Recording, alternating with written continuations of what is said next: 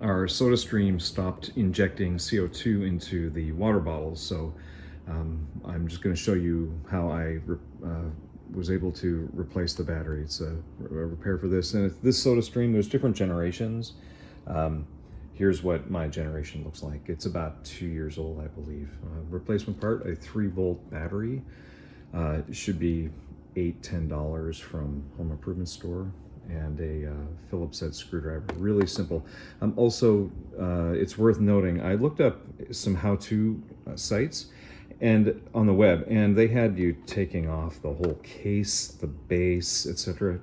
You don't need to do that. There's simply 2 screws right here and right here. So just remove those, and I'll do that in a sec. All right, so you just remove those 2 screws, they pop right out. And then this case here, I'm gonna stand the unit back up. This case is a little hard to get off.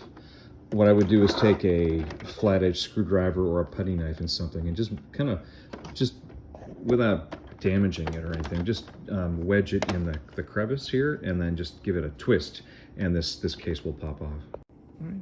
So I just used a little screwdriver and just poked around all the edges, including the top, and then this case just pops right off. And that exposes the inside. Now I've already done this, so I've taken the battery up, but that's where the battery goes.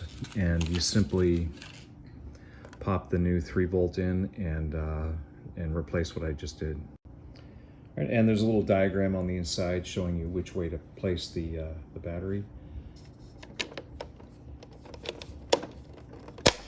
And if you've got a canister, it should work right away. Yeah, it works, okay. And then if you want to try it beforehand, before putting the case back on, the light should come on. Yeah, there it is, so it works just fine. All right.